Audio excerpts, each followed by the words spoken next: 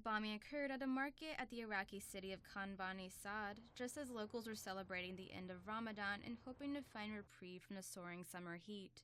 As temperatures neared 35 degrees Celsius, a suicide bomber with an ice truck easily lured market-goers to his truck, saying that he was offering a discount because of the holiday.